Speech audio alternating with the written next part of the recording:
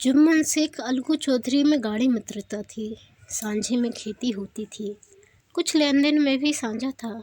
एक को दूसरे पर अटल विश्वास था। जुम्मन जब हज करने गए थे तब अपना घर अलगू को सौंप गए थे और अलगू जब कभी बाहर जाते तो जुम्मन पर अपना घर छोड़ देते थे। उनमें न खाना पीना का व्यवहार था, न धर्म का नाता, केवल विचार मिलते थे। मित्रता का मूल मंत्र भी यही है। इस मित्रता का जन्म उसी समय हुआ जब दोनों मित्र बालक ही थे और जुम्मन के पूज्य पिता जमराते उन्हें शिक्षा प्रदान करते थे। अलगू ने गुरुजी की बहुत सेवा की थी, खूब प्याले धोए। उनका हुक्का एक क्षण के लिए भी विश्राम न लेने पाता था, क्योंकि प्रत्येक चिलम अलगू को आध घंटे तक किताबों से अलग कर देती थी। अलगू के पिता पुराने विचारों के मनुष्य थे। उन्हें शिक्षा की अपेक्षा गुरु की सेवा शुश्रूषा पर अधिक विश्वास था। वह कहते थे कि विद्या पढ़ने से नहीं आती, जो कुछ होता है गुरु के आशीर्वाद से। बस गुरुजी की कृपा दृष्टि चाहिए। अतएव यदि अलगू पर जुमराती शेख के आशीर्वाद अथवा सत्संग का कुछ फल न हुआ तो यह मानकर संतोष कर लेना कि विद्योपार्जन में मैंने यथाशक्ति कोई बात उठा नहीं रखी। विद्या उसके भाग में न थी तो कैसे आती। मगर जुमराती शेख स्वयं आशीर्वाद के कायल न थे। उन्हें अपने सोटे पर अधिक भरोसा था और उसी सोटे के प्रताप से आसपास के गांव में जुम्मन की पूजा होती थी। उनके लिखे हुए रहनामे या बैनामे पर कचहरी की मुहर भी कदम न उठा सकता था। हल्के का टाकिया, कांस्टेबल और तहसील का चपरासी सब उनकी कृपा की आकांक्षा रखते थे। अतएव अलगू का मान उनके धन के कारण था, तो जुम्मन शेख अपनी अनमोल विद्या से ही सबके आदर पात्र बने थे। जुम्मन शेख की एक बूढ़ी खाला मौसी थी। उसके पास कुछ थोड़ी सी मिल्कियत थी, परंतु उसके निकट संबंधियों में कोई न था। जुम्मन ने लंबे चौड़े वादे करके वह मिल्कियत अपने नाम लिखवा ली थी। जब तक दान पत्र की रजिस्ट्री न हुई थी तब तक खालाजान का खूब आदर सत्कार किया गया। उन्हें खूब स्वादिष्ट पदार्थ खिलाए गए। हलवे पुलाव की वर्षा सेकी गई, पर रजिस्ट्री की मोहर ने इन खातिरदारियों पर भी मानो मोहर लगा दी। जुम्मन की पत्नी करीमन रोटियों के साथ कड़वी बातों के कुछ तेज तीखे सालन भी देने लगी। जुम्मन शेख भी निष्ठुर हो गए। अब बेचारी खालाजान को प्राय नित्य ही ऐसी बातें सुननी पड़ती थी। बुढ़िया न जाने कब तक जिएगी। 2-3 बीघे ऊसर क्या दे दिया, मानो मोल ले लिया है। बघारी दाल के बिना रोटियां नहीं उतरती। जितना रुपया इसके पेट में झोंक चुके उतने से तो अब तक गांव मोल ले लेते। कुछ दिन खालाजान ने सुना और सहा, पर जब न सहा गया तब जुम्मन से शिकायत की। जुम्मन ने स्थानीय कर्मचारी गृह स्वामी के प्रबंध देना उचित न समझा। कुछ दिन तक और यूं ही रो धोकर काम चलता रहा। अंत में एक दिन खाला ने जुम्मन से कहा, बेटा तुम्हारे साथ मेरा निवाह ना होगा, तुम मुझे रुपए दे दिया करो, मैं अपना पका खा लूँगी। जुम्मन ने धृष्टता के साथ उत्तर दिया, रुपए क्या यहाँ फलते हैं? खाला ने नम्रता से कहा, मुझे कुछ रूखा सूखा चाहिए भी कि नहीं? जुम्मन ने गंभीर स्वर से जवाब दिया, तो कोई ये थोड़े ही समझा था कि तुम मौत से लड़कर आई हो। खाला बिगड़ गई। उन्होंने पंचायत करने की धमकी दी। जुम्मन हंसे। जिस तरह कोई शिकारी हिरण को जाली की तरफ जाते देखकर मन ही मन हंसता है, वह बोले, हाँ जरूर पंचायत करो, फैसला हो जाए। मुझे भी यह रात दिन की खटखट पसंद नहीं। पंचायत में किसकी जीत होगी, इस विषय में जुम्मन को कुछ भी संदेह न था। आसपास के गांव में ऐसा कौन था उसके अनुग्रहों का ऋणी न हो? ऐसा कौन था जो उसको शत्रु बनाने का साहस कर सके? किसमें इतना बल था जो उसका सामना कर सके? आसमान के फरिश्ते तो पंचायत करने आवेंगे ही नहीं। इसके बाद कई दिन तक बूढ़ी खाला हाथ में एक लकड़ी लिए आसपास के गांव में दौड़ती रही। कमर झुककर कमान हो गई थी। एक एक पग चलना दूभर था, मगर बात आ पड़ी थी, उसका निर्णय करना जरूरी था। विरला ही कोई भला आदमी होगा जिसके सामने बुढ़िया ने दुख के आंसू न बहाए हों। किसी ने तो यूं ही ऊपरी मन से हूँ हाँ करके टाल दिया और किसी ने इस अन्याय पर जमाने की गोलियां दी। कहा, कब्र में पांव अटके हुए हैं, आज मरे कल दूसरा दिन, पर हवस नहीं मानती। अब तुम्हें क्या चाहिए? रोटी खाओ और अल्लाह का नाम लो।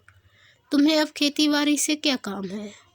कुछ ऐसे सज्जन भी थे जिन्हें हास रस के रसाबदान का अच्छा अवसर मिला। झुकी हुई कमर, पोपला मुँह, सन कैसे बाल, इतनी सामग्री एकत्र हो तब हंसी क्यों न आवे। ऐसे न्यायप्रिय दयालु दीन वत्सल पुरुष बहुत कम थे जिन्होंने इस अबला के दुखड़े को गौर से सुना हो और उसको संतावना दी हो। चारों ओर से घूम घाम कर बेचारी अलगू चौधरी के पास आई, लाठी पटक दी और दम लेकर बोली, बेटा तुम भी दम भर के लिए मेरी पंचायत में चले आना। अलगू, मुझे बुलाकर क्या करोगी? कई गांव के आदमी तो आवेंगे ही। खाला, अपनी विपत तो सबके आगे रो आई, अब आने न आने का अख्तियार उनको है। अलगू, यूँ आने को आ जाऊंगा मगर पंचायत में मुँह न खोलूँगा। खाला, क्यों बेटा? अलगू, अब इसका क्या जवाब दूँ? अपनी खुशी। जुम्मन मेरा पुराना मित्र है, उससे बिगाड़ नहीं कर सकता। खाला, बेटा क्या बिगाड़ के डर से ईमान की बात ना कहोगे? हमारे सोए हुए धर्म ज्ञान की सारी संपत्ति लुट जाए तो उसे खबर नहीं होता, परंतु ललकार सुनकर वह सचेत हो जाता है, फिर उसे कोई जीत नहीं सकता। अलगू इस सवाल का कोई उत्तर न दे सका, पर उसके हृदय में ये शब्द गूंज रहे थे, क्या बिगाड़ के डर से ईमान की बात ना कहोगे? संध्या समय एक पेड़ के नीचे पंचायत बैठी शेख जुम्मन ने पहले ही से फर्श बिछा रखा था। उन्होंने पान, इलायची, हुक्के, तंबाकू आदि का प्रबंध भी किया था।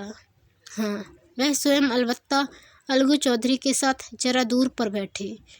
जब पंचायत में कोई आ जाता था तब दबे हुए सलाम से उसका स्वागत करते थे। जब सूर्य अस्त हो गया और चिड़ियों की कलरवयुक्त पंचायत पेड़ों पर बैठी, तब यहाँ भी पंचायत शुरू हुई। फर्श की एक एक अंगुल जमीन भर गई, पर अधिकांश दर्शक ही थे। नियंत्रित महाशयों में से केवल वे ही लोग पधारे थे जिन्हें जुम्मन से अपनी कुछ कसर निकालनी थी। एक कोने में आग सुलग रही थी, नाई ताबड़तोड़ चिलम भर रहा था। यह निर्णय करना असंभव था कि सुलगते हुए उपलों से अधिक धुआं निकलता था या चिलम के दमों से। लड़के इधर उधर दौड़ रहे थे, कोई आपस में गाली गलौज करते और कोई रोते थे। चारों तरफ कोलाहल मच रहा था। गांव के कुत्ते इस जमाव को भोज समझकर झुंड के झुंड जमा हो गए थे। पंच लोग बैठ गए तो बूढ़ी खाला ने उनसे विनती की, पंचों, आज 3 साल हुए मैंने अपनी सारी जायदाद अपने भांजे जुम्मन के नाम लिख दी थी। इसे आप लोग जानते ही होंगे। जुम्मन ने मुझे ताहयात रोटी कपड़ा देना कबूल किया। साल भर तो मैंने इसके साथ रो धोकर काटा, पर आप रात दिन का रोना नहीं सहा जाता। मुझे न पेट की रोटी मिलती है न तन का कपड़ा। बेकस बेबा हूँ, कचहरी दरबार नहीं कर सकती। तुम्हारे सिवा और किसको अपना दुख सुनाऊं? तुम लोग जो राह निकाल दो उसी राह पर चलूं। अगर मुझ में कोई ऐब देखो तो मेरे मुँह पर थप्पड़ मारो। जुम्मन में बुराई देखो तो उसे समझाओ, क्यों एक बेकस की आह लेता है। मैं पंचों का हुक्म सिर माथे पर चढ़ाऊंगी।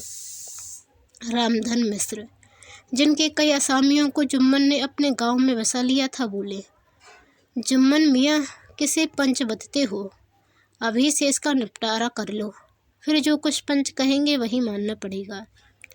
जुम्मन को इस समय सदस्यों में विशेषकर वे ही लोग दिख पड़े जिनसे किसी न किसी कारण उनका वैमनस्य था।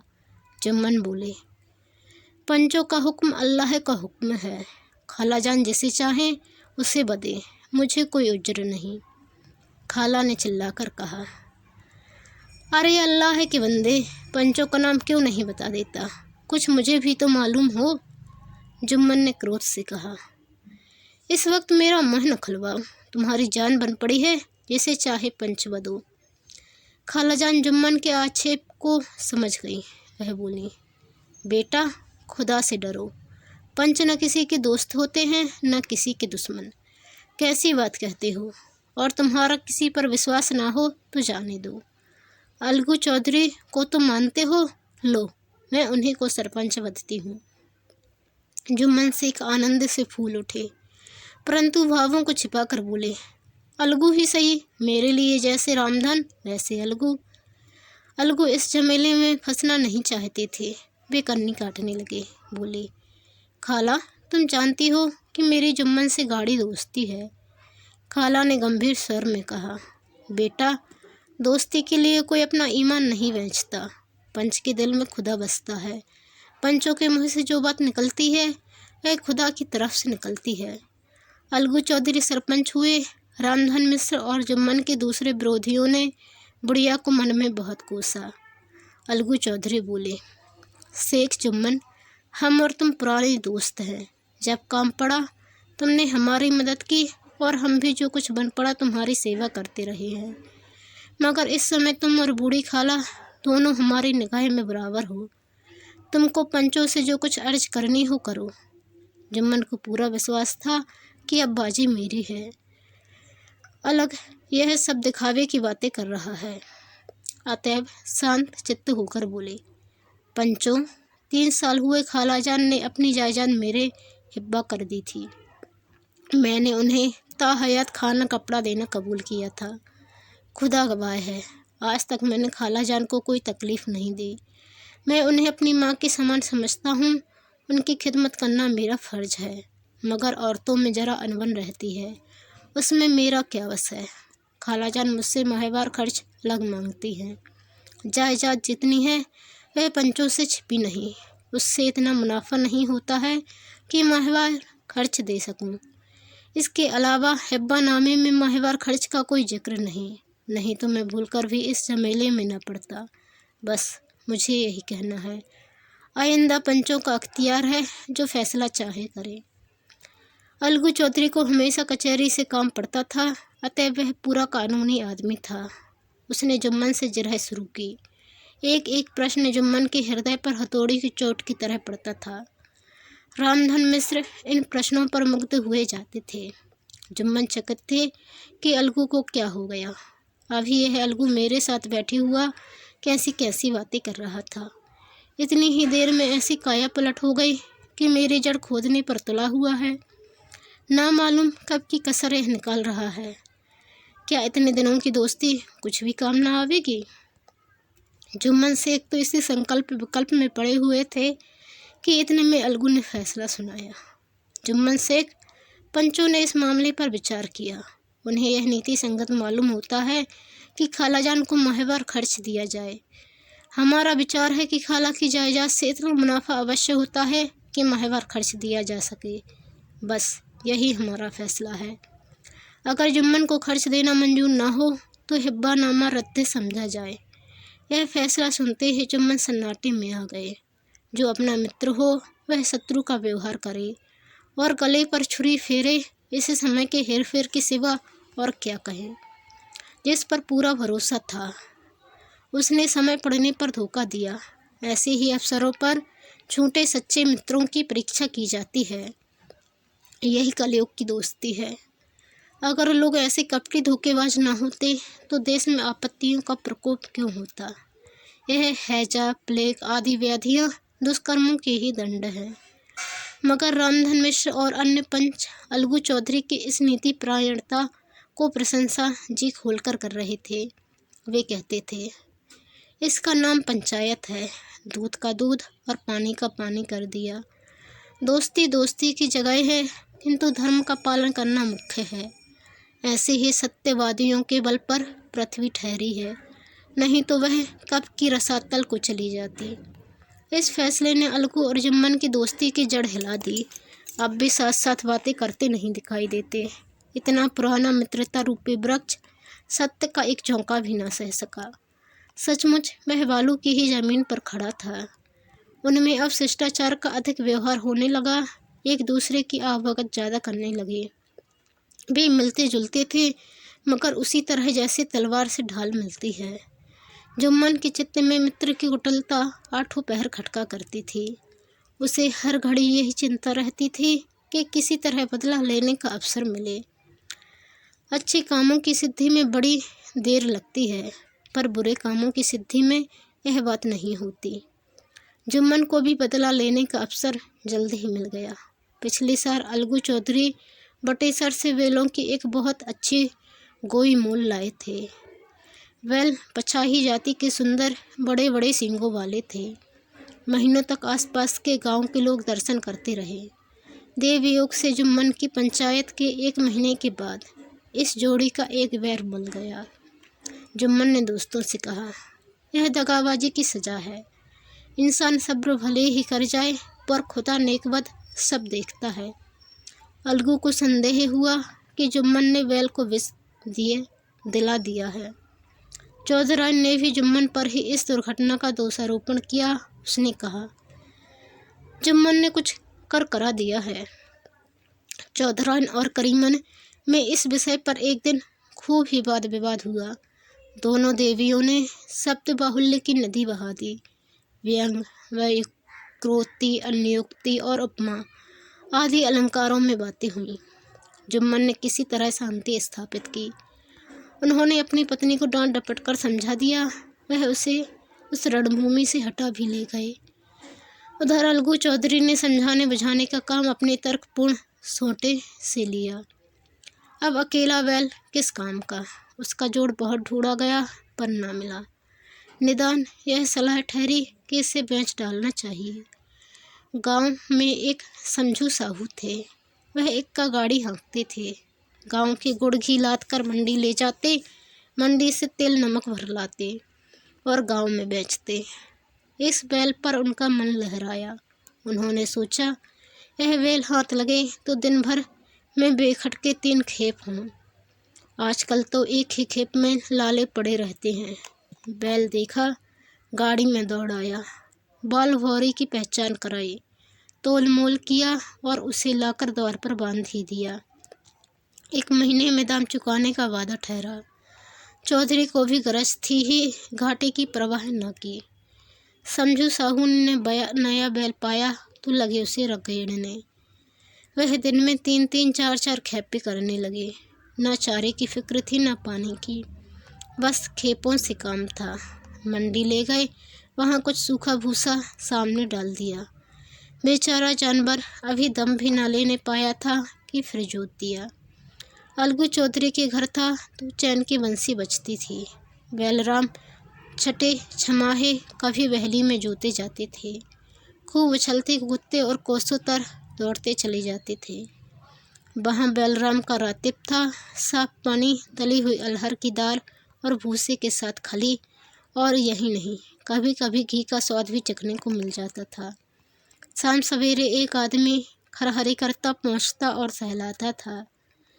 कहाँ वह सुख चैन, कहाँ यह 8 पहर कही खपत।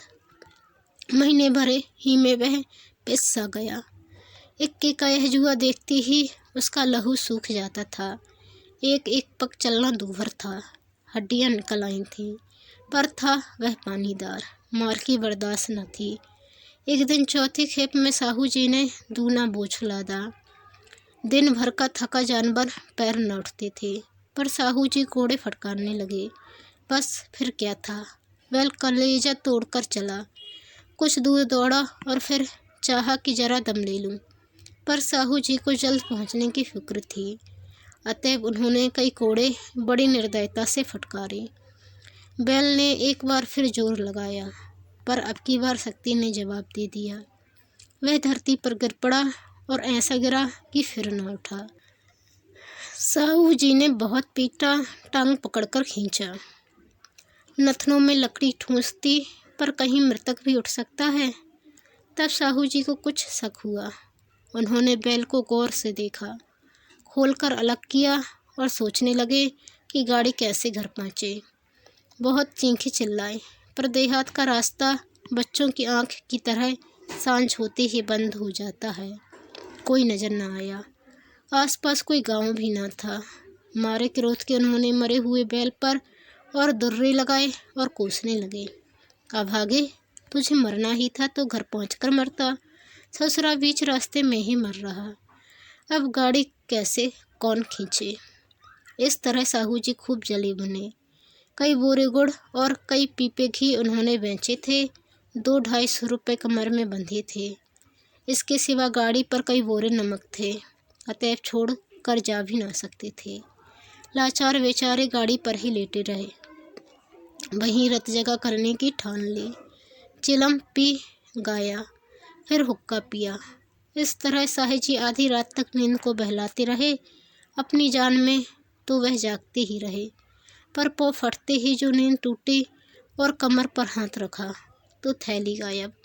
घबरा कर इधर उधर देखा तो कई कनस्तर तेल भी नदारत।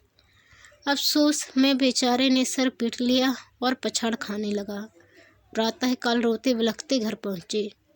साहुआइन ने जब यह बुरी सुनावनी सुनी तब पहले तो रोई, फिर अलगू चौधरी को गालियाँ देने लगी। लिगोड़े ने ऐसा कुलछन्नी बैल दिया कि जन्म भर की कमाई लुट गई। इस घटना को हुए कई महीने बीत गए। अलगू जब अपने बैल के दाम मांगने ते तब साहू और साहुआइन दोनों ही झल्लाए हुए कुत्ते की तरह चढ़ बैठते और अंड बंड बकने लगते। वाह, यहाँ तो सारे जन्म की कमाई लुट गई, सत्यानाश हो गया। इन्हें दामों की पड़ी है। मुर्दा बैल दिया था, उस पर दाम मांगने चले हैं। आंखों में धूल झोंक दी। सत्यानाशी बैल, गले बांध दिया। हमें निरा पोंगा ही समझ लिया है। हम भी बनिए के बच्चे हैं, ऐसे बुद्धू कहीं और होंगे। पहले जाकर किसी गहरे में मुँह धोआओ, तब दाम लेना। ना जी मानता हो तो हमारा बैल खोल ले जाओ। महीना भर के बदले 2 महीना जोत लो, और क्या लोगे। चौधरी के अशुभ चिंतकों की कमी न थी। ऐसे अवसरों पर वे भी एकत्र हो जाते और साहू जी के बराने की पुष्टि करते, परंतु 150 रुपये से इस तरह हाथ धो लेना आसान न था। एक बार वह भी गर्म पड़े। साहू जी बिगड़कर लाठी ढूंढने घर चले गए। अब साहुआइन ने मैदान लिया। प्रश्नोत्तर होते होते हाथापाई की नौबत आ पहुंची। साहुआइन ने घर में घुस कर किवाड़ बंद कर लिए। शोरगुल सुनकर गांव के भले मानस घर से निकाला। वह परामर्श देने लगे कि इस तरह से काम न चलेगा, पंचायत कर लो, कुछ तय हो जाए उसे स्वीकार कर लो। साहू जी राजी हो गए। अलगू ने भी हामी भर ली। पंचायत की तैयारियां होने लगी। दोनों पक्षों ने अपने अपने दल बनाने शुरू किए। इसके बाद तीसरे दिन उसी वृक्ष के नीचे पंचायत बैठी। वही संध्या का समय था।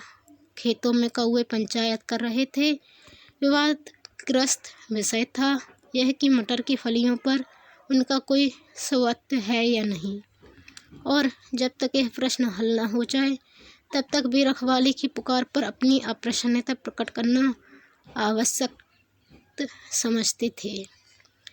पेड़ की डालियों पर बैठी सुख मंडली में वह प्रश्न छिड़ा हुआ था कि मनुष्यों को उन्हें बेशुरोबत कहने का क्या अधिकार है, जब उन्हें स्वयं अपने मित्रों से दगा करने में भी संकोच नहीं होता। पंचायत बैठ गई तो रामधन मिश्र ने कहा, अब देरी क्या है, पंचों का चुनाव हो जाना चाहिए। बोलो चौधरी, किस किस को पंच बदते हो। अलगू ने दीन भाव से कहा, समझू साहू ही चुन ले। समझू खड़े हुए और कड़क कर बोले, मेरी ओर से जुम्मन शेख। जुम्मन का नाम सुनते ही अलगू चौधरी का कलेजा धक धक करने लगा, मानो किसी ने अचानक थप्पड़ मार दिया हो। रामधन अलगू के मित्र थे, वह बात को ताड़ गए। पूछा, क्यों चौधरी, तुम्हें कोई उज्र तो नहीं। चौधरी ने निराश होकर कहा, नहीं, मुझे क्या उज्र होगा। अपने उत्तरदायित्व का ज्ञान बहुधा हमारे संकुचित व्यवहारों का सुधारक होता है। जब हम राह भूलकर भटकने लगते हैं तब यही ज्ञान हमारा विश्वसनीय पथ प्रदर्शक बन जाता है। पत्र संपादक अपनी शांति कुटी में बैठा हुआ कितनी धृष्टता और स्वतंत्रता के साथ अपनी प्रबल लेखनी से मंत्रिमंडल पर आक्रमण करता है, परंतु ऐसे अवसर आते हैं जब वह स्वयं मंत्रिमंडल में सम्मिलित होता है। मंडल के भवन में पग धरते ही उसकी लेखनी कितनी मर्मज्ञ, कितनी विचारशील, कितनी न्यायपरायण हो जाती है। इसका कारण उत्तरदायित्व का ज्ञान है। नवयुवक युवा अवस्था में कितना उद्दंड रहता है। माता पिता उसकी ओर से कितने चिंतित रहते हैं। वे उसे कुल कलंक समझते हैं, परंतु थोड़ी ही समय में परिवार का बोझ सर पर पड़ते ही वह अव्यवस्थित चित्त उन्मुक्त युवक कितना धैर्यशील, कैसा शांत चित्त हो जाता है। यह भी उत्तरदायित्व के ज्ञान का फल है। जुम्मन शेख के मन में भी सरपंच का उच्च स्थान ग्रहण करते ही अपनी जिम्मेदारी का भाव पैदा हुआ। उसने सोचा, मैं इस वक्त न्याय और धर्म के सर्वोच्च आसन पर बैठा हूँ। मेरे मुँह से इस समय जो कुछ निकलेगा वह देववाणी के सदृश है, और देववाणी में मेरे मनोविकारों का कदापि समावेश न होना चाहिए।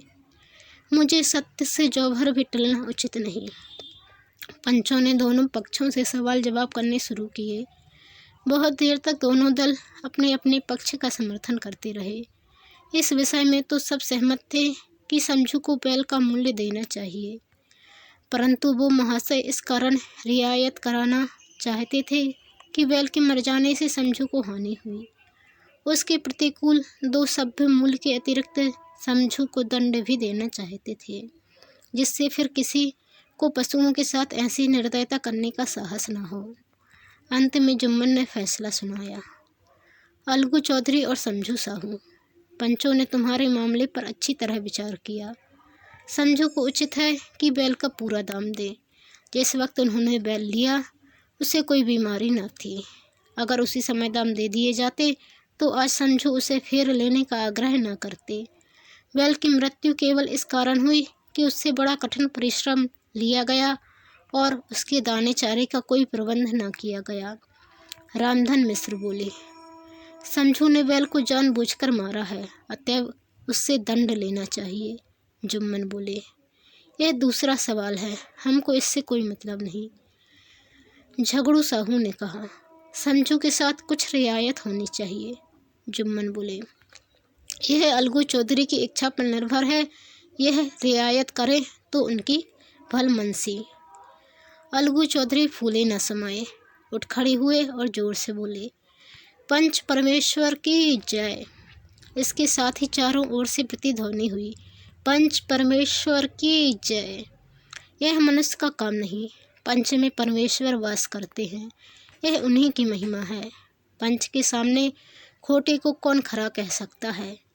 थोड़ी देर बाद जुम्मन अलगू के पास आए और उनके गले लिपटकर बोले, भैया, जब से तुमने मेरी पंचायत की तब से मैं तुम्हारा प्राणघातक शत्रु बन गया था, पर आज मुझे ज्ञात हुआ कि पंच के पद पर बैठकर ना कोई किसी का दोस्त है ना दुश्मन। न्याय के सिवा उसे और कुछ नहीं सूझता। आज मुझे विश्वास हो गया कि पंच की जबान से खुदा बोलता है। अलगू रोने लगे। इस पानी से दोनों के दिलों का मैल धुल गया। मित्रता की मुरझाई हुई लता फिर हरी हो गई। दोस्तों, ये थी प्रेमचंद जी द्वारा लिखी गई प्रसिद्ध कहानी पंच परमेश्वर। आपको कहानी कैसी लगी कमेंट कर ज़रूर बताएं। चैनल पर नए आए हैं तो प्लीज़ चैनल को सब्सक्राइब कर बेल आइकन को क्लिक कर लें और वीडियो को लाइक करना ना भूलें और अपने दोस्तों के साथ भी शेयर करें। धन्यवाद।